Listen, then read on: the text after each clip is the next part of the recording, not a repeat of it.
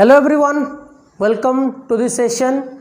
So in this today's session we are going to start D and F block elements and we are starting inorganic chemistry. So बच्चों D and F blocks are really important क्योंकि specifically आज हम लोग D block से start करेंगे and उसमें बहुत सारे वेरिएशंस होते हैं as you know in inorganic chemistry. So I will try my best to make this interesting for you. और जैसे कि इनऑर्गेनिक में कुछ गिने चुने चैप्टर्स हैं जिसमें से रिपीटेडली क्वेश्चंस आ रहे हैं. D block is one of them. तो D block is really interesting. Normally आपको पता होगा एस और पी के बीच में डी ब्लॉक एलिमेंट्स एग्जिस्ट करते हैं और आप में से बहुत लोगों ने पीरियोडिक क्लासिफिकेशन वगैरह में पढ़ा भी होगा. ट्रांजिशन एलिमेंट्स बोलते हैं क्योंकि नॉर्मली एस मेटल से हम लोग नॉन मेटल की तरफ शिफ्ट कर रहे हैं तो जो ट्रांजिशन होता है due to that we called it as transition elements. तो बच्चों नॉर्मली जैसे एस ब्लॉक या पी ब्लॉक में बोलता हूँ, एस ब्लॉक एलिमेंट हो गया, पी ब्लॉक एलिमेंट हो गया, तो नॉर्मली हम बोलते हैं कि एस ब्लॉक में इलेक्ट्रॉन एस ऑर्बिटल में इलेक्ट्रॉन एंटर किया तो उसको एस ब्लॉक एलिमेंट बोल रहे हैं. पी में अगर एंटर किया पी ब्लॉक एलिमेंट्स बोल रहे हैं. तो क्या डी में एंटर करने से सिर्फ डी ब्लॉक एलिमेंट्स होता है? Is that true? तो यहाँ पे बच्चों इंपॉर्टेंट फैक्टर ये आता है कि इसका डेफिनेशन क्या है, ट्रांजिशन एलिमेंट का डेफिनेशन क्या है, डी का डेफिनेशन क्या है, मैं अभी बताऊँगा. लेकिन उससे पहले आपके लिए एक छोटा सा बात है, एक रिक्वेस्ट है जो करना है मेरे को कि जो भी क्लास में आप लिख रहे हो उसको अच्छे से नोट डाउन करके लिखना एंड इसका एनसीईआरटी कंप्लीटली आपको पढ़ना है क्योंकि inorganic chemistry is a huge portion जिसमें आपको बहुत सब डेटा, बहुत सब वेराइटीज़ देखने को मिलेंगे. तो इसीलिए notes are really important. Exam से पहले कभी भी बुक आप कवर करके नहीं जा सकते हो. Notes are going to be effective for inorganic chemistry. तो बच्चों जल्दी से स्टार्ट करते हैं. मैं अगर डी ब्लॉक एलिमेंट्स की बात करूँगा तो नॉर्मली हम लोग बोलते हैं कि अगर कोई भी एक एन सेल लेते हैं हम लोग, नॉर्मली डी ब्लॉक एलिमेंट्स में n-1 डी जो इलेक्ट्रॉन्स होते हैं, जो ऑर्बिटल होते हैं, वहाँ पे इलेक्ट्रॉन्स एंटर करते हैं. और नॉर्मली कॉन्फ़िगरेशन आपको अगर याद होगा ns 1 to 2 n-1 d 1 to 10 normally ऐसे बोलते हैं. कॉन्फ़िगरेशन पे अगर नॉर्मली देखोगे आप लोग बेसिक जो बोलोगे ns 0 to 2 और यहाँ पे या फिर 1 to 2 भी बोल सकते हो आप, 1 to 2 n-1 d 1 to 10. लेकिन बच्चों ये बहुत वेराइटीज आता है तो ऐसे नॉर्मल कॉन्फ़िगरेशन पे हम लोग नहीं जाते हैं. तो थोड़ा सा एक इंटरेस्टिंग स्टाइल में सीखेंगे. तो डी ब्लॉक एलिमेंट्स आपको पता है पी और डी में आप यहाँ से बुक लिख सकते हो, मतलब बुक से देख के लिख सकते हो. लेकिन मैं अगर बोलूँगा बच्चों ट्रांजिशन एलिमेंट्स क्या है, व्हाट आर ट्रांजिशन एलिमेंट्स, तो आप लोग क्या बोलोगे? तो इसका एक बहुत अच्छा डेफिनेशन मैं आपको देता हूँ. ट्रांजिशन एलिमेंट्स उनको हम लोग बोलेंगे बच्चों, मतलब बेसिकली ये बोल सकते हैं हम लोग, दीज आर द एलिमेंट्स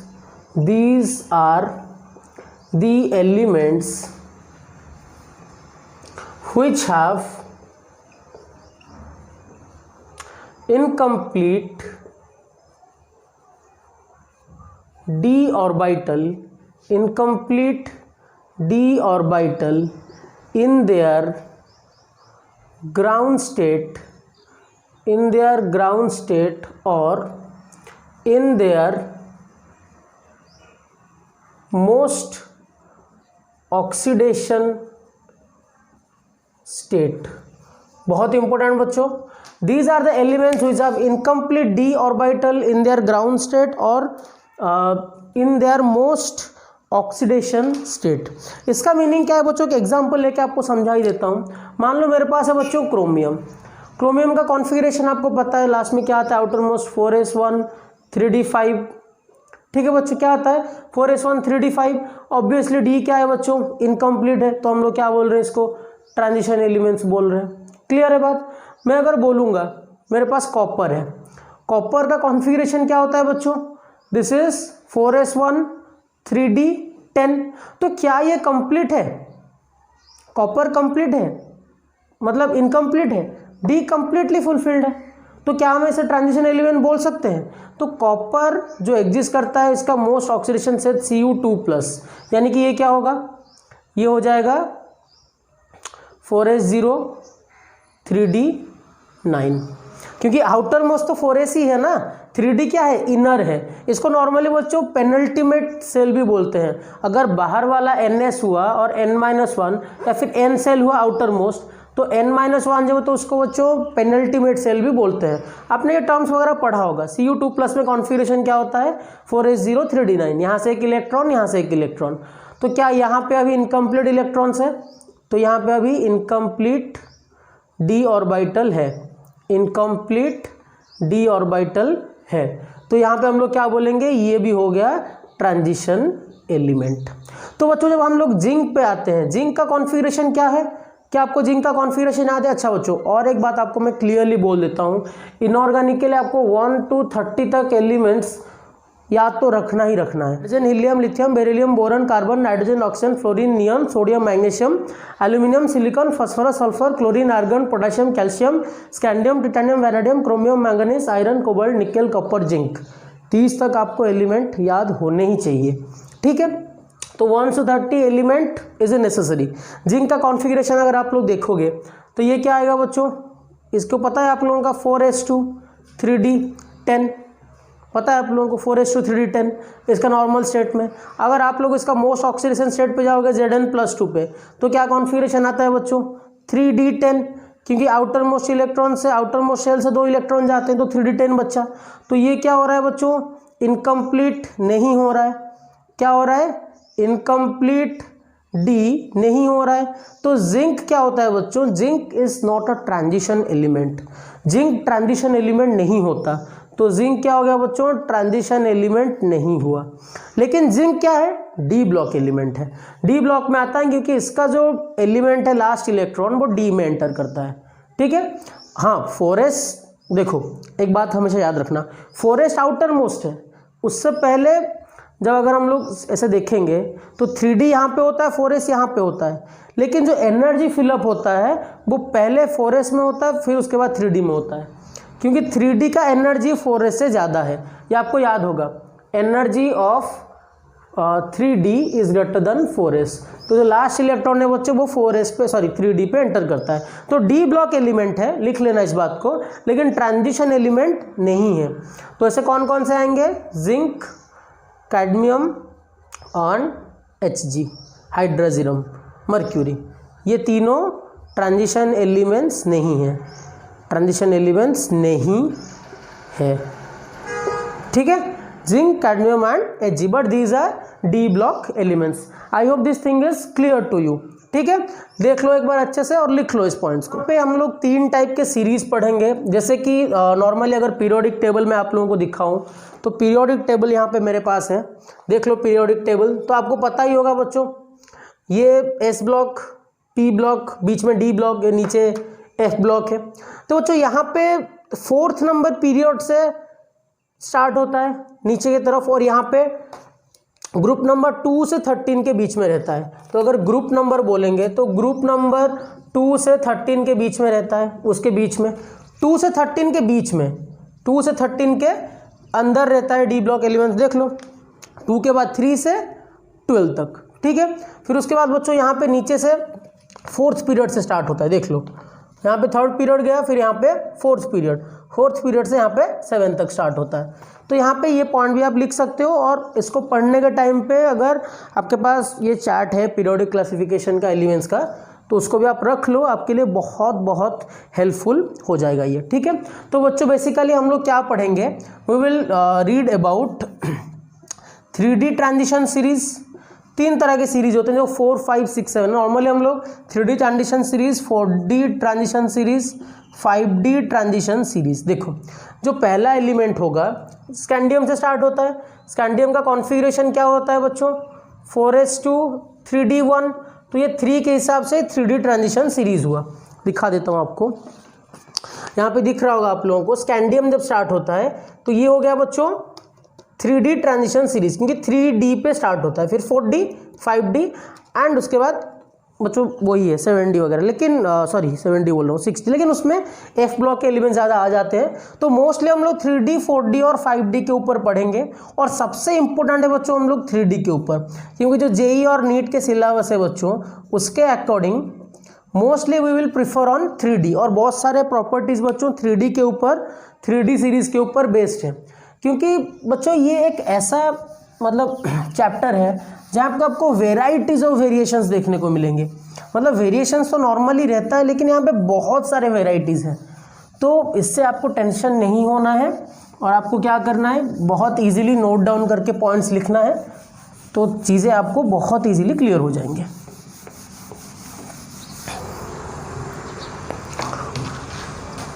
तो बच्चों स्टार्ट करते हैं। मैं आपको ट्रिक वगैरह भी बताऊंगा याद रखने के लिए। तो फर्स्ट ट्रांजिशन सीरीज के एलिमेंट्स याद रखेंगे। ये तो आपको पता ही होगा, स्टार्ट होता है स्कैंडियम से। Scandium, titanium, vanadium, chromium, manganese, iron, cobalt, nickel, copper, zinc. ठीक है, इसका एक शॉर्टकट ट्रिक भी है बच्चों। यहाँ से एक्चुअली पता होगा आपको 21 से स्टार्ट होता है। 21, 22, 23, 24, 25, 26, 27, 28, 29, 30। ट्रिक क्या है बच्चों, ये नॉर्मली याद रहता है आपको, 20 से 30 तक मोस्टली सारे बच्चों को याद रहता है। फिर भी एक ट्रिक है, मतलब याद रख सकते हो, लेकिन इसमें ज़्यादा यूज़ नहीं होता। ये होता है बच्चों स्कीम टाइम वाले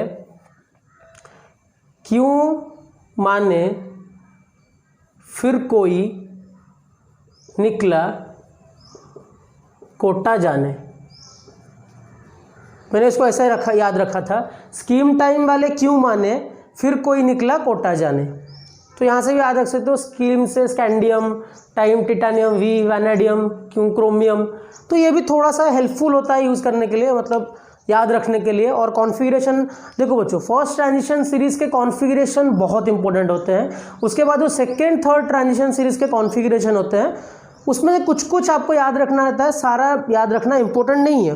तो यहाँ पे जो कॉन्फ़िगरेशन की बात करूँगा मैं अगर, तो आई होप ये ट्रिक आपको अच्छा लगा होगा। दूसरों का भी ट्रिक दूंगा मैं अभी आप लोगों को।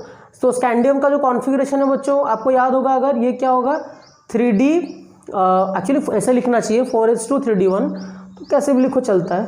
4:3D1 ये हो गया, 4:3D2, 4:3D3। अब क्रोमियम का तो थोड़ा पता ही है आप लोगों को, ये क्या है 4:1,3D5।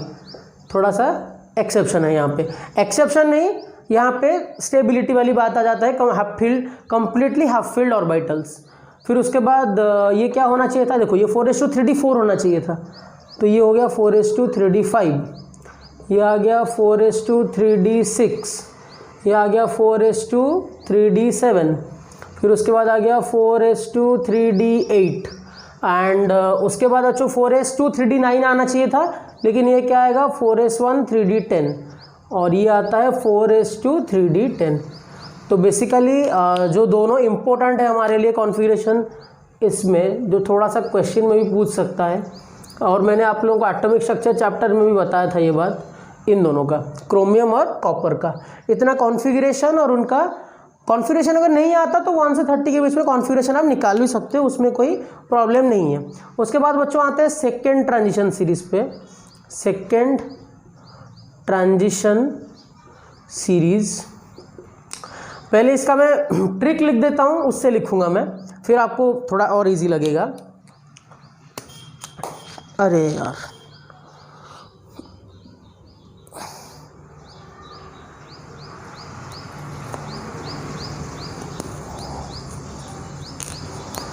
ट्रिक यह है, यारी निभाना। अच्छा, इसके नीचे नीचे लिखते हैं ताकि ये लाइन में आ जाए पूरा। एक काम करते हैं, इसको ऐसे कर देते हैं, इस लाइन को ऐसे कर देते हैं। यारी ज़रा निभाना मौत तक, यारी ज़रा निभाना मौत तक रुकावट राह पड़े अगर कोई। इसको देख के रो मत लेना बच्चों, या फिर वो यारी वाला गाना मत गा देना।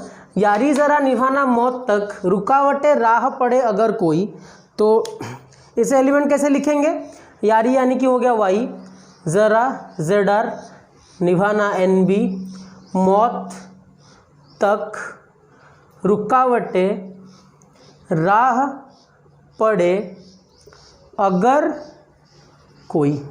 सिंपल है, यारी ज़रा। और ये ऊपर वाला क्या हो गया, स्क्रीन टाइम वाले क्यों माने, फिर कोई निकला कोटा जाने, फिर उसके बाद यारी ज़रा निभाना मौत तक, रुकावटें राह पड़े अगर कोई। ठीक है, उसके बाद वाला बच्चों बहुत ही इंटरेस्टिंग है, थर्ड ट्रांजिशन सीरीज। इसमें कौन सा याद रखना है मैं बताऊंगा आप लोगों को, थर्ड ट्रांजिशन सीरीज। इसका ट्रिक क्या है बच्चों, बहुत ही सिंपल सा ट्रिक है और याद रखना इसको। ट्रिक पहले बोल देता हूं मैं, ला हफ्ता वरना रे, ला लिख लेता हूं फिर आप समझोगे, ला हफ्ता, ला हफ्ता, हफ्ता एक्चुअली यहाँ पे दोनों पे रहेगा, ला हफ्ता वरना, वरना रे, ओसामा से, ओसामा से ईरान में पिटवाऊंगा। ठीक है, ये पिटवाऊंगा तीनों में रहेगा, ये तीनों में। ठीक है, हफ्ता इन दोनों में रहेगा। ला हफ्ता वरना रे, ओसामा से ईरान में पिटवाऊंगा। यहाँ पे लांथानॉइड LA, हफ्ता HFTA, ला हफ्ता, आई थिंक TA ही है, हाँ, ला हफ्ता वरना रे, ओसामा से, ओसामा से ईरान में पिटवाऊंगा। तो बच्चों ट्रिक अच्छा लगा आप लोगों को, तीनों ट्रिक आपको जल्दी से याद रखना है और बहुत इजीली याद रह जाएगा। तीनों के तीनों स्कीम टाइम वाले क्यों माने, फिर कोई निकला कोटा जाने, यारी ज़रा निभाना मौत तक, रुकावट राह पड़े अगर कोई, ला हफ्ता वरना रे, ओसामा से ईरान में पिटवाऊंगा। तो बहुत सिंपल सा ट्रिक है, उसमें सारा कुछ याद रखना नहीं है बच्चों। इसमें से जो इम्पोर्टेंट कॉन्फ़िगरेशन है बच्चों, आपको इस तीनों को और यहाँ पे जो PT का है उसका याद रखना है। तो कॉन्फ़िगरेशन एक सेकंड यहाँ पे लिखते हैं, देखो 4:3D10 है बच्चों, यहाँ पे ये कर देना 4D10 5S2, इसको याद रखना।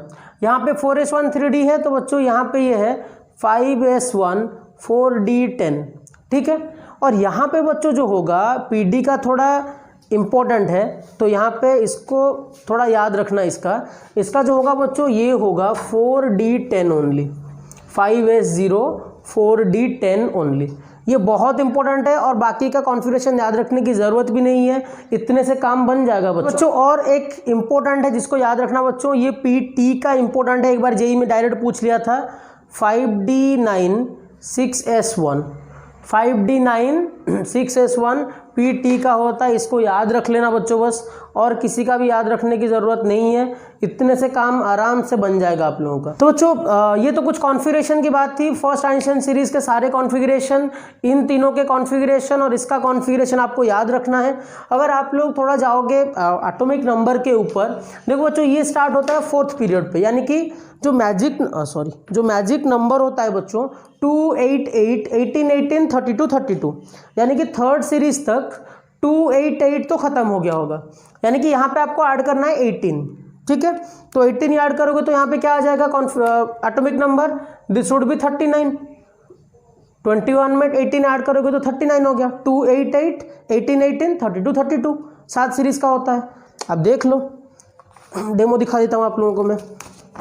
एलिमेंट में 2 ऐड करो, इसमें 8 8 18 18 32, और देखना इसमें भी क्या एलिमेंट बच्चों, ये आपने पढ़ा होगा क्लास 11 में, तो इसलिए ज़्यादा डिटेल्स में नहीं जा रहा हूँ, लेकिन 7 पीरियड के हिसाब से आप लोग ऐड कर करके लिख लेना। फर्स्ट का 2 से स्टार्ट होगा, फिर वहाँ से ऐड कर सकते हो आप लोग, 18 18 8 8 2 8 8 18 18 32 32। अगर इसका 39 हुआ तो सीरीज़ में लिख लो 40 41 42 43 44 45 46 47 48। ठीक है बच्चों, एक 18 गया और एक 18 ऐड करना है, तो ये आ गया 57। लेकिन बच्चों लांथानॉइड जो है, इसके बाद लांथानॉइड के बाद लांथानॉइड सीरीज स्टार्ट होता है।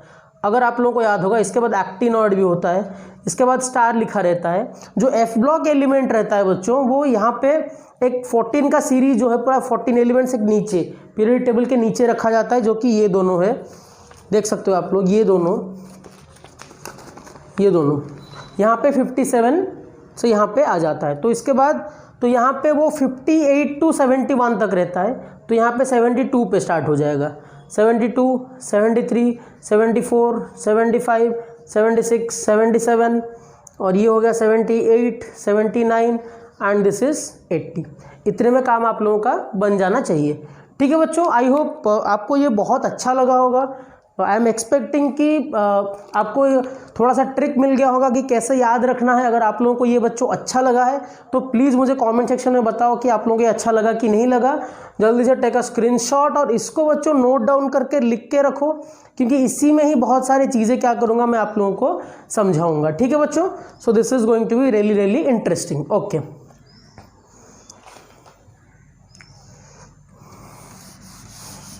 तो बच्चों ट्रांजिशन एलिमेंट में जो अभी मैंने आप लोगों को कॉन्फ़िगरेशन दिखाया हुआ था, उसमें से कुछ मैंने मिटा दिया है क्योंकि इन सब का थोड़ा यूज़ होने वाला है। तो बेसिक सी बातें ये हैं बच्चों कि आप देखोगे फर्स्ट पीरियड के अलावा बाकी सारों में थोड़ा वेरिएशंस देखने को मिलता है आप लोगों को।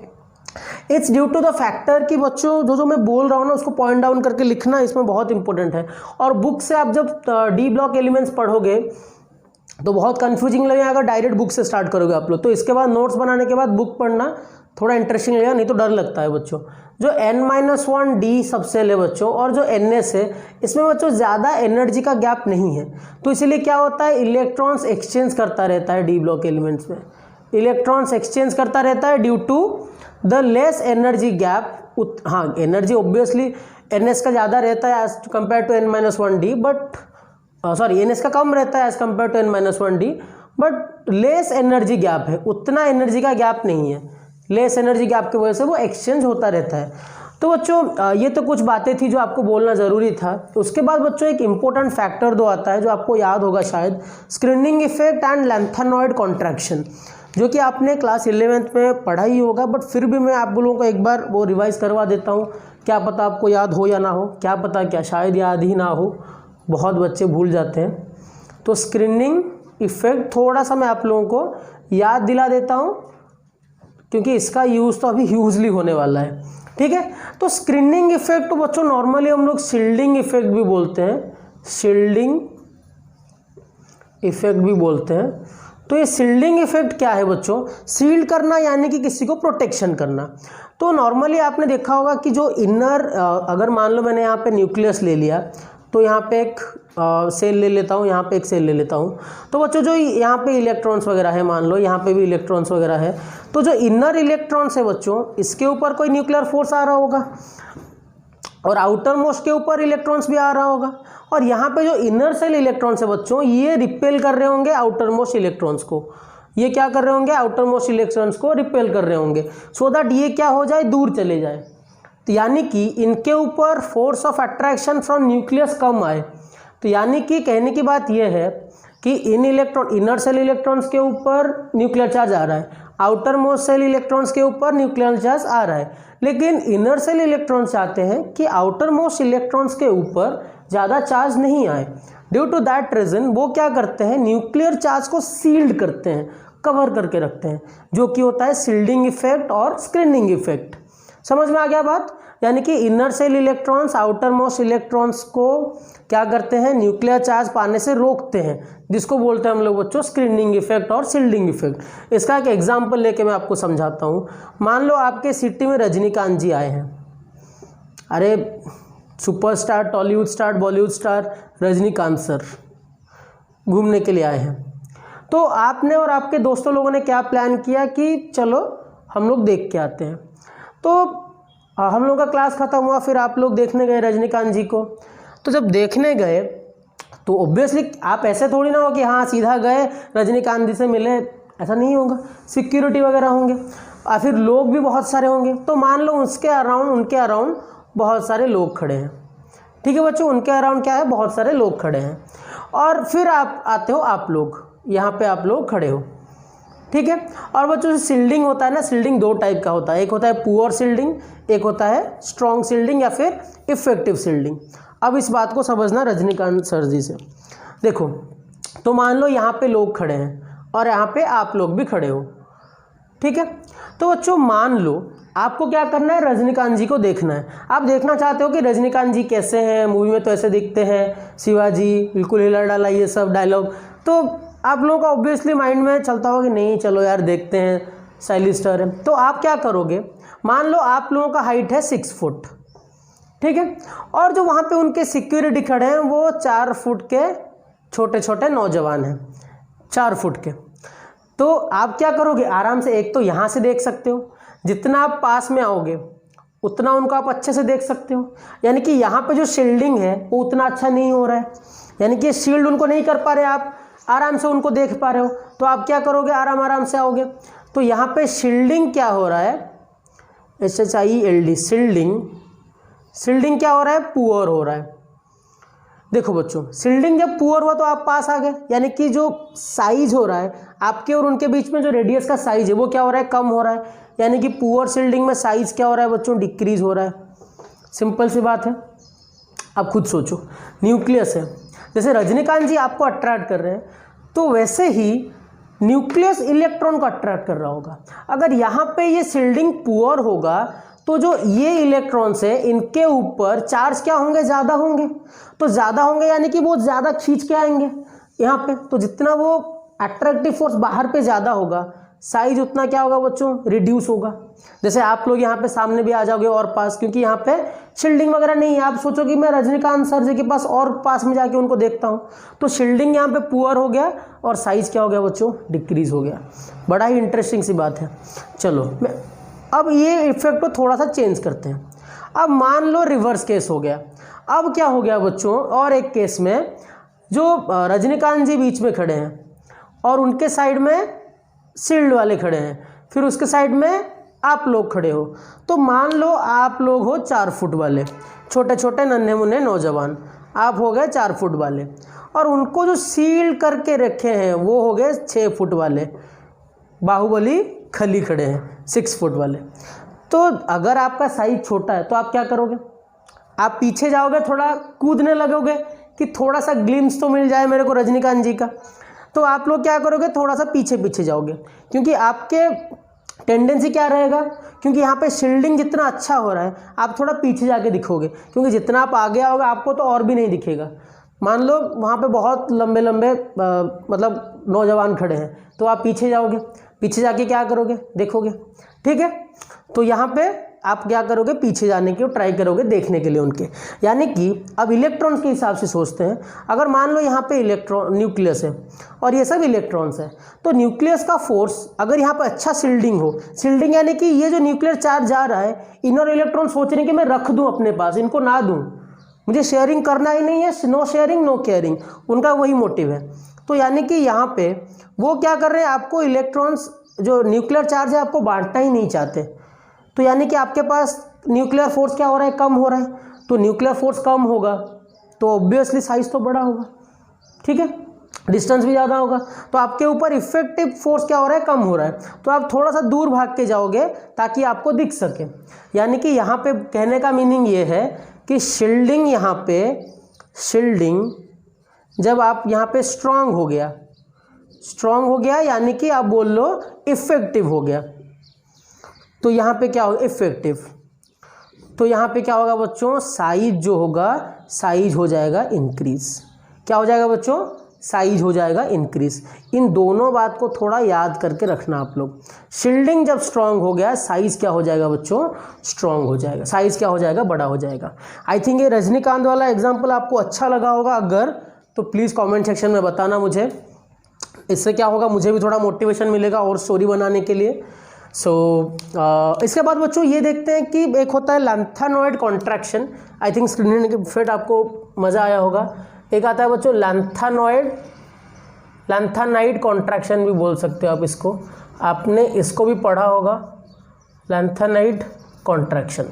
देखो बच्चों यहाँ पे होता क्या है लैंथेनाइड कॉन्ट्रैक्शन में, ये बच्चों स्टार्ट होता है 4th पीरियड पे। ऑल राइट, ये कहाँ पे स्टार्ट होता है बच्चों? 4th पीरियड पे। फिर उसके बाद ये 5th पीरियड, 6th पीरियड, फिर उसके बाद 7 आता है। I guess I am right. Yes, 4, 5, 6, 7। बच्चों जब यहाँ इसके बाद आप लोग यहाँ पे लैंथन ऑर्डर पे एंटर करते हो, 5 to 6 पीरियड के बाद जब आप नीचे आते हो तो बच्चों क्या होता है, इलेक्ट्रॉन्स एफ। अच्छा, और एक बात, स्क्रीनिंग, 1 सेकेंड,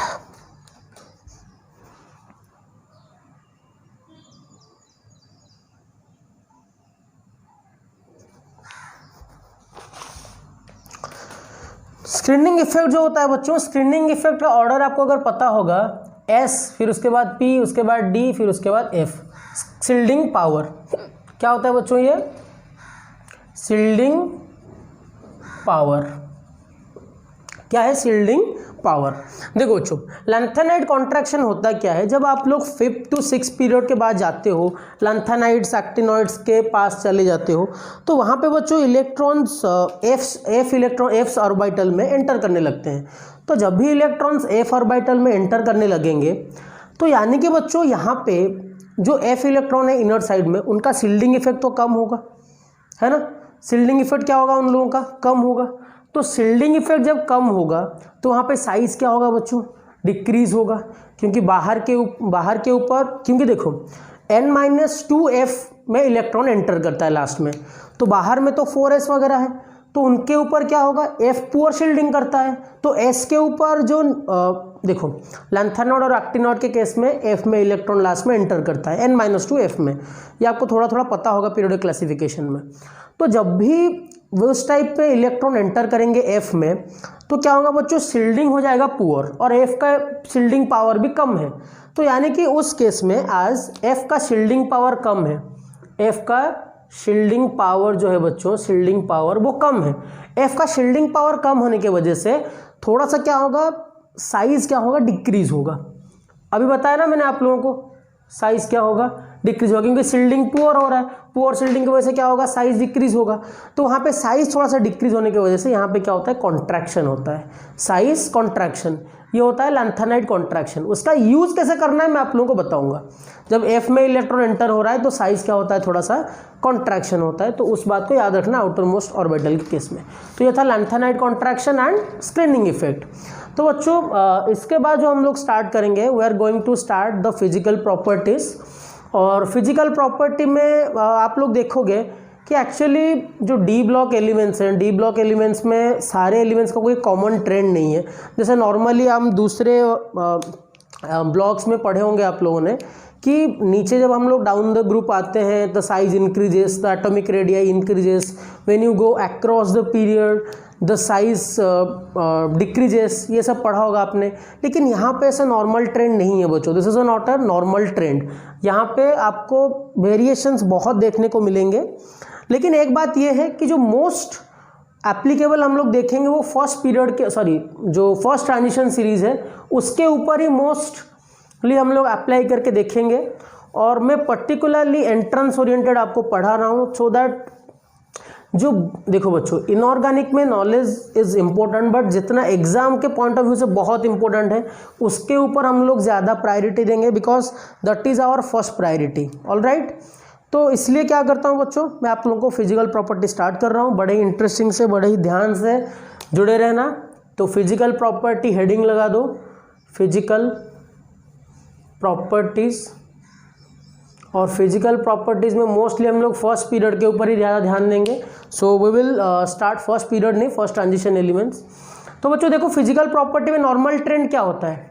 नॉर्मल ट्रेंड तो यही होता है। अच्छा, यहाँ पे मैं एक काम करता हूँ, इसको भी हटा देता हूँ और यहाँ पे आप लिख के रखो, शील्डिंग पुअर होगा तो साइज क्या होगा? डिक्रीज होगा। अच्छा, इससे पहले और एक बात बताता हूँ बच्चों आप लोगों को कि जो Z इफेक्टिव होता है, इफेक्टिव न्यूक्लियर चार्ज, उसको हम लोग Z इफेक्टिव बोलते हैं। Z इफेक्टिव यानी कि इफेक्टिव न्यूक्लियर चार्ज। तो बच्चों इफेक्टिव न्यूक्लियर चार्ज जितना ज़्यादा होगा, साइज क्या होगा? सोचो खुद से। इफेक्टिव न्यूक्लियर चार्ज यानी कि जो फाइनल चार्ज है आउटर मोस्ट इलेक्ट्रॉन्स के ऊपर, इफेक्टिव न्यूक्लियर चार्ज जितना ज़्यादा हो रहा है उतना क्या होगा बच्चों? उतना ही कॉन्ट्रैक्शन होगा। तो दो प्रॉपर्टी यहाँ पे, दो फैक्टर लगाना है हम लोगों को। जेड इफेक्टिव जितना बढ़ता है बच्चों, इलेक्ट्रॉन्स के ऊपर फोर्स क्या होता है बच्चों, वो भी बढ़ जाता है। अगर इलेक्ट्रॉन्स के ऊपर फोर्स बढ़ेगा तो साइज क्या होगा बच्चों, कॉन्ट्रैक्ट होगा, साइज क्या होगा, छोटा होगा। लेकिन जब बच्चों और एक फैक्टर आता है शिल्डिंग इफेक्ट, यानी कि शिल्डिंग बच्चों जितना बढ़ेगा, जितना शिल्डिंग बढ़ेगा आप उतना ही दूर भागोगे रजनीकांत जी को देखने के लिए, यानी कि साइज क्या होगा बच्चों, साइज बड़ा होने लगेगा। तो यानी कि यहाँ पे दो फैक्टर काम कर रहे हैं। Factor 1 is Z effective, factor 2 is shielding effect. तो यहाँ पे जो वेरिएशन देखने को मिलता है बच्चों, इन दोनों के ऊपर बेस्ड है। अगर किसी केस में जेड इफेक्टिव डोमिनेंट हो गया तो उस हिसाब से साइज घटेगा। अगर मान लो किसी एलिमेंट के लिए शिल्डिंग इफेक्ट बढ़ गया तो उसका साइज क्या होगा बच्चों, साइज डिक्रीज होगा। तो पहले एलिमेंट्स फर्स्ट पीरियड के फर्स्ट ट्रांजिशन सीरीज के एलिमेंट्स लिख देते हैं, फिर इसका वेरिएशन मैं आपको बताता हूँ। ओके बच्चों, तो मैंने यहाँ पे लिख लिया है। देखो बच्चों इसमें होता क्या है, पहला प्रॉपर्टी जो है एटॉमिक रेडियाई है, मैंने यहाँ पे लिखना भूल गया। एटॉमिक रेडियाई बोल लो, एटॉमिक साइज बोल लो। देखो बच्चों होता क्या है, नॉर्मल ट्रेंड में हम लोग पढ़ते हैं कि डाउन द ग्रुप जाने से साइज इंक्रीज होता है, अक्रॉस द पीरियड आने से साइज डिक्रीज होता है। लेकिन यहाँ पे थोड़ा सा डिफरेंट है। यहाँ पे पहले क्या होगा बच्चों, पहले यहाँ पे साइज होगा डिक्रीज, फिर थोड़ा सा रहेगा यहाँ से, तो ऑलमोस्ट यहाँ पे थोड़ा मैंगनीज का वेरिएशन रहता है वैल्यू में, तो वैल्यू पे मत जाना मोस्टली। यहाँ तक क्या होगा, ऑलमोस्ट कॉन्स्टेंट। फिर उसके बाद बच्चों साइज क्या होता है, इंक्रीज होता है। खराब हो गया ना दिमाग। पहले 4 में क्या हो रहा है बच्चों, 4-5 में साइज डिक्रीज हो रहा है, फिर ऑलमोस्ट कांस्टेंट, फिर उसके बाद साइज क्या हो रहा है, इंक्रीज हो रहा है। Welcome to inorganic chemistry. हाँ ऑलरेडी आप लोगों ने, आपका वेलकम हो गया था, लेकिन अभी डी के लिए वेलकम टू डी ब्लॉक। तो बच्चों यहाँ पे क्या होगा, पहले साइज डिक्रीज हो रहा है। तो पहले साइज डिक्रीज हो रहा है यानी कि क्या जेड इफेक्टिव डोमिनेंट कर रहा होगा शिल्डिंग इफेक्ट से, तो वो प्रूफ करके देखते हैं हम लोग। देखो बच्चों स्कैंडियम का अगर कॉन्फ़िगरेशन आप लोग देखोगे 4s2 3d1, तो यानी कि मान लो यहाँ पे मैंने 3d1 रखा है एक इलेक्ट्रॉन, बाहर में 4s2 है। तो यानी कि बच्चों यहाँ पे न्यूक्लियर चार्ज तो है, जेड इफेक्टिव है, यानी कि न्यूक्लियर चार्ज होगा वो अच्छा होगा, ठीक है ना। तो अगर न्यूक्लियर चार्ज जेड इफेक्टिव जो है वो अच्छा होगा, लेकिन क्या ये जो डी इलेक्ट्रॉन इनर का है, इन दोनों को वो शील्ड कर पाएगा, क्योंकि ऑब्वियसली न्यूक्लियस है तो जेड तो होगा ही, चार्ज तो होगा ही। लेकिन यहाँ पे इनर शेल में जो एक इलेक्ट्रॉन है, डी इलेक्ट्रॉन है एक का, क्या ये बाहर के 2 इलेक्ट्रॉन को शील्ड कर पाएगा, उतना शील्डिंग इफेक्ट नहीं होगा।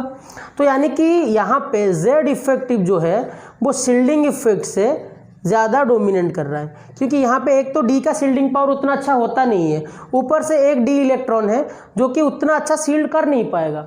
अगर शील्डिंग पावर कम हुआ बच्चों, साइज क्या होगा, डिक्रीज होगा। पुअर शील्डिंग पे साइज क्या होता है, एक तो डिक्रीज होता है, ऊपर से जेड इफेक्टिव क्या हो रहा है, इंक्रीज हो रहा है। जेड इफेक्टिव अगर इंक्रीज हो रहा है बच्चों तो साइज वैसे भी क्या होगा, डिक्रीज होगा। तो यहाँ पे क्या बोल सकते हो, यहाँ पे Z effective is dominating the shielding effect, SHIELD। जैसे जैसे मैं लिखवा रहा हूँ बच्चों, स्पेस दे दे के अच्छे से नोट्स बना के लिखना, ताकि बुक आपको खोलना भी नहीं पड़ेगा। हाँ बट NCERT फॉलोअप करना है आपको। जेड इफेक्टिव शील्डिंग से क्या होगा बच्चों, डोमिनेट कर जाएगा, तो due to that reason size क्या होगा बच्चों, डिक्रीज होगा। अब खुद सोचो बच्चों, जो जेड इफेक्टिव और शील्डिंग का फैक्टर अभी मैं बोल रहा हूँ आपको, वो इमीडिएटली वैल्यू चेंज नहीं हो जाते हैं, वो धीरे धीरे। अब सोचो यहाँ पे D1 पे स्टार्ट हुआ था, D1 पे, यहाँ पे D2, फिर उसके बाद D3, फिर D5, यानी कि धीरे धीरे D पे इलेक्ट्रॉन्स बढ़ रहे हैं। अगर D पे इलेक्ट्रॉन्स बढ़ रहे हैं यानी कि धीरे धीरे क्या होगा, शील्डिंग पावर धीरे धीरे क्या होगा, बढ़ रहा होगा, क्योंकि जैसे ही हम लोग यहाँ पे आते हैं D इलेक्ट्रॉन्स बढ़ रहा है, इनर शेल इलेक्ट्रॉन्स, यानी कि शील्डिंग पावर धीरे धीरे क्या हो रहा है बच्चों, इंक्रीज हो रहा है। अगर शील्डिंग पावर इंक्रीज हो रहा है, Z भी तो बढ़ रहा है ना, अरे Z भी तो बढ़ रहा होगा। तो Z इफेक्टिव जैसे बढ़ रहा है बच्चों, वो साइज को डिक्रीज करना चाहता है, और शील्डिंग पावर क्या करना चाहता है, इंक्रीज करना चाहता है, क्योंकि जैसे जैसे हम लोग ऐसा मूव करते हैं जेड भी तो इंक्रीज हो रहा है ना। तो यानी कि जेड चाहता है कि साइज कम हो जाए, शील्डिंग भी बढ़ रहा है तो वो भी चाहता है साइज इंक्रीज हो जाए। तो जब ये इंक्रीज और ये डिक्रीज, ये डिक्रीज ये इंक्रीज हो रहा है, तो यानी कि वहाँ पे कैंसल आउट होकर बैलेंस हो रहा होगा। तो इसलिए इस केस में बच्चों ऑलमोस्ट कॉन्स्टेंट हो रहा है, क्योंकि यहाँ पे जेड इफेक्टिव और शील्डिंग ये क्या कर रहे होंगे, बैलेंसिंग कर रहे होंगे। क्या कर रहे होंगे बच्चों, बैलेंसिंग कर रहे होंगे। दोनों आपस में बैलेंसिंग का गेम चला रहे होंगे, क्योंकि जेड इफेक्टिव चाहता है साइज डिक्रीज करूं, जेड इफेक्टिव क्योंकि शील्डिंग पार्ट भी धीरे धीरे बढ़ेगा क्योंकि वहां पे डी इलेक्ट्रॉन्स ऐड हो रहे हैं, तो यहाँ पे जेड इफेक्टिव और शील्डिंग एक दूसरे को बैलेंस करेंगे। Due to that reason atomic radii almost constant हो रहा है। ठीक है बच्चों, मैंगनीज का थोड़ा 137 होता है, यहाँ पे थोड़ा सा इंक्रीज होता है इसका वैल्यू, थोड़ा सा इंक्रीज होकर फिर उसके बाद कांस्टेंट होता है। ये थोड़ा सा एक एक्सेप्शन टाइप भी बोल सकते हो आप, लेकिन उतना सोचो मत, वैल्यू में थोड़ा थोड़ा चेंज होता है। मैंगनीज और जिंक का ऑलमोस्ट सेम साइज ही है, छोड़ दो उस बात को, लेकिन ये बेसिक ट्रेंड याद रखो। फिर यहाँ पे बच्चों देखो क्या होता है, लास्ट तक आते आते डी इलेक्ट्रॉन्स पूरा इंक्रीज हो रहा है, यानी कि यहाँ पे शील्डिंग बहुत बढ़ गया होगा। शील्डिंग इतना बढ़ गया होगा यहाँ पे कि इस वाले केस में शील्डिंग इफेक्ट जो होगा, ऐसी लिख देता हूँ, शील्डिंग इफेक्ट जेड इफेक्टिव को डोमिनेट कर रहा होगा। यानी कि शील्डिंग इफेक्ट अगर बढ़ गया तो साइज क्या होगा बच्चों, इंक्रीज होगा। तो यहाँ पे साइज इसलिए क्या हो रहा है, इंक्रीज हो रहा है। ठीक है, आई होप ये पॉइंट आपको समझ में आ रहा होगा जो मैं ट्राई कर रहा हूँ समझाने के लिए। तो पहले क्या होता है बच्चों, साइज डिक्रीज करता है क्योंकि वहाँ पे डी इलेक्ट्रॉन्स कम होते हैं, जिसके वजह से शील्डिंग क्या हो रहा है बच्चों, उतना इफेक्टिव नहीं हो रहा है as compare to Z effective value, effective nuclear charge. तो इसलिए वहाँ पे साइज का कॉन्ट्रैक्शन हो रहा है, सॉरी साइज डिक्रीज हो रहा है, कॉन्ट्रैक्शन भी बोल सकते हो। फिर उसके बाद इमीडिएटली जेड इफेक्टिव और शील्डिंग इंक्रीज नहीं होते हैं, तो उसके वजह से जेड इफेक्टिव और शील्डिंग इफेक्ट आपस में काउंटर बैलेंस कर रहे होंगे। Due to that reason size constant हो रहा होगा। फिर उसके बाद बच्चों क्या होता है, साइज भी मतलब शील्डिंग इफेक्ट बहुत ही इंप्रूव कर रहा होगा, बहुत ही वैल्यू बढ़ रहा होगा क्योंकि डी इलेक्ट्रॉन्स कॉन्स्टेंटली इंक्रीज हो रहे हैं, तो वहाँ पे शील्डिंग बहुत फैक्टर में आ जाएगा। Due to that reason atomic size क्या होगा, इंक्रीज होगा। और आप लोग रजनीकांत जी के एग्जाम्पल से इसको क्लियरली समझ सकते हैं। ठीक है, तो ये तो हो गया बच्चों across the period. Down the group में इससे बड़ा और भी खतरनाक है, तो उसको भी थोड़ा देख लेते हैं एक बार। ओके, डाउन द ग्रुप में स्कैंडियम से जब इरिडियम पे आते हैं बच्चों हम लोग यहाँ पे, तो फर्स्ट क्या होता है बच्चों, साइज होता है इंक्रीज। साइज क्या होता है बच्चों, इंक्रीज होता है, क्योंकि ऑब्वियसली इलेक्ट्रॉन्स ऐड हो रहे हैं, सॉरी न्यू सेल्स ऐड हो रहे हैं, तो इलेक्ट्रॉन साइज क्या हो रहा है, इंक्रीज हो रहा है। ये बहुत रेगुलर ट्रेंड है। लेकिन इसके बाद से बच्चों जब हम लोग यहाँ पे भी इंक्रीज नॉर्मली हो रहा है, लेकिन जब लैंथेनॉइड वगैरह ये केस जब आ जाता है बच्चों, यहाँ तक साइज की बात हो, यहाँ तक साइज क्या हो रहा है बच्चों, इंक्रीज हो रहा है। यहाँ पे जब साइज की बात करेंगे, पहले ये नॉर्मल पीरियड के हिसाब से देख लेते हैं, 4th, 5th, 6th ये पीरियड पे देखते हैं, तो यहाँ पे इंक्रीज हो रहा होगा। यहाँ पे बच्चों इस वाले केस में ऑलमोस्ट रिमेन्स द सेम रहता है। क्यों रहता है, due to the lanthanide contraction. क्योंकि बच्चों यहाँ पे इसके बाद आप देखो, जब ये इस पे आप आ जाते हो बच्चों, इन सब पे बच्चों एफ इलेक्ट्रॉन्स क्या होते हैं बच्चों, एफ इलेक्ट्रॉन्स इंक्रीज हो रहे हैं। जब एफ इलेक्ट्रॉन्स इंक्रीज होंगे और लैंथेनॉइड के बाद से ये स्टार्ट हो जाता है और नीचे एक्टिनॉइड भी है, तो यहाँ पे क्या होगा बच्चों, ये सारे एलिमेंट्स का जो साइज है ना बच्चों, वो ऐसे नीचे जब आप देखोगे अक्रॉस डाउन द ग्रुप देखोगे, तो बच्चों size almost remains the same रहेगा। साइज रिमेन्स सेम क्योंकि होता है ये लैंथेनाइड कॉन्ट्रैक्शन के वजह से। ठीक है, तो वो क्या करता है बच्चों, ऑलमोस्ट इंक्रीज करने वैल्यू नहीं देता है क्योंकि कॉन्ट्रैक्शन हो जाता है। और एक बात देखो बच्चों, और एक बात, जब मतलब क्यों रिमेन सेम रहता है, इसका रीज़न है। देखो पहले तो सिर्फ लैंथेनाइड कॉन्ट्रैक्शन नहीं है, बताता हूँ आप लोगों को मैं। लैंथेनाइड कॉन्ट्रैक्शन हो रहा है क्योंकि एफ इलेक्ट्रॉन ऐड हो रहे हैं, जब नीचे आ रहे हैं हम लोग, तो एफ इलेक्ट्रॉन तो ऐड हो रहा है लैंथेनाइड के केस में, ये वाले केस में नहीं, इस वाले केस में जब 5th से 6th के बाद जाते हैं हम लोग, यहाँ पे एक्टिनॉइड लैंथेनाइड ये वाला केस में बच्चों, तो यहाँ पे क्या हो रहा है बच्चों, एक तो लैंथेनाइड कॉन्ट्रैक्शन स्टार्ट हो रहा है, एफ इलेक्ट्रॉन की वजह से शील्डिंग क्या हो रहा है बच्चों, शील्डिंग पुअर हो रहा है एंड साइज इज डिक्रीजिंग, और एफ का शील्डिंग पावर भी कम है। तो एक तो ये कॉन्ट्रैक्ट होना चाह रहा होगा, कौन सा, शील्डिंग लैंथेनाइड कॉन्ट्रैक्शन, यहाँ पे लैंथेनाइड कॉन्ट्रैक्शन हो रहा है, यानी कि लैंथेनॉइड कहाँ पे लिखूँ, लैंथेनॉइड कॉन्ट्रैक्शन की वजह से ये डिक्रीज होना चाह रहा होगा। लेकिन जब सेल नंबर ऐड होते हैं, यानी कि ये अगर मान लो 4D पे है, ये 5D पे हो रहा है, तो यानी कि सेल नंबर इंक्रीज हो रहा है, तो यानी कि एटॉमिक साइज का टेंडेंसी क्या हो रहा होगा, वो बढ़ रहा होगा, चाहे वो क्या चाह रहा होगा, नॉर्मल ट्रेंड जो है, यानी कि शेल नंबर जैसे जैसे इंक्रीज हो रहा है तो साइज वो बढ़ाना चाह रहा होगा, कॉन्ट्रैक्शन डिक्रीज करना चाह रहा होगा, और जो जेड वैल्यू है वो चाह रहा होगा कि मैं इंक्रीज हो जाऊँ, नीचे नीचे आके शेल के वैल्यू बढ़ा के इंक्रीज कर रहा होगा। तो कॉन्ट्रैक्शन से डिक्रीज और नॉर्मल ट्रेंड पे इंक्रीज, इन दोनों के वजह से क्या होता है बच्चों, बैलेंसिंग हो जाता है। ये दोनों आपस में बैलेंसिंग करना चाहता है, तो यहाँ पे साइज इसीलिए रिमेन्स द सेम इस वाले केस पे। लेकिन इसमें एक एक्सेप्शन है बच्चों, जो इरिडियम है यहाँ पे और ये लैंथेनॉइड है बच्चों, ये लैंथेनॉइड और एक्टिनॉइड, ये पहला दो एलिमेंट जो है बच्चों, मतलब उस ग्रुप के लैंथेनॉइड्स और एक्टिनॉइड्स के ग्रुप में, वो ये ट्रेंड फॉलो नहीं करते हैं। यानी कि स्कैंडियम, इरिडियम, लैंथेनॉइड, एक्टिनॉइड, यहाँ पे साइज इंक्रीज हो रहा है नॉर्मल। इसके बाद से लैंथेनॉइड के बाद से जो एलिमेंट है बच्चों, और यहाँ पे डाउन द ग्रुप जब हम देखेंगे तो यहाँ पे पहले होगा इंक्रीज, फिर यहाँ पे रिमेन द सेम। यहाँ पे क्या होगा, इंक्रीज इंक्रीज इंक्रीज, क्लियर है बात। लेकिन इसके बाद से जो स्टार्ट होंगे increase same, increase same, lanthanoid और एक्टिनॉइड पे कोई इफेक्ट नहीं पड़ेगा, वो नॉर्मल है। इसके बाद से एफ इलेक्ट्रॉन आना शुरू हो जाते हैं, तो इस बात को याद रखना, क्योंकि 57 के बाद ही बच्चों क्या होते हैं, लैंथेनॉइड स्टार्ट हो जाते हैं, ठीक है। तो ये दोनों उस ट्रेंड में नहीं आते, इसको पॉइंट करके लिख लेना अच्छे से। इसके बाद से क्या होता है बच्चों, ये जो साइजेस होते हैं वो सेम होते हैं। इसके बाद बच्चों आप लोग क्या करना, बुक से एक बार अच्छे से देख लेना, तो चीज़ें आपको बहुत क्लियर हो जाएंगे, उसमें कोई भी प्रॉब्लम आपको होने वाला नहीं है, बहुत ईजी लगने वाला है आप लोगों को। एक बार क्या करना, वैल्यू चेक कर लेना, जो जो पॉइंट मैंने बोला, यहाँ पे साइज इंक्रीज, फिर उसके बाद यहाँ पे ऑलमोस्ट रिमेन्स, पहले वाले केस में इंक्रीज इंक्रीज इंक्रीज हो रहा है, यहाँ पे इंक्रीज फिर रिमेन्स द सेम, ठीक है। और इस वाले केस में मोस्टली फर्स्ट पीरियड का बोल रहा हूँ मैं, यहाँ पे जो मैंने बोला, यहाँ पे साइज क्या होगा मोस्टली, इसके बारे में हम बात भी नहीं कर रहे हैं, इसके बारे में बात कर रहे हैं। साइज पहले यहाँ तक इंक्रीज होगा, डिक्रीज होगा, फिर ऑलमोस्ट रिमेन्स द कांस्टेंट, फिर उसके बाद इंक्रीज होगा।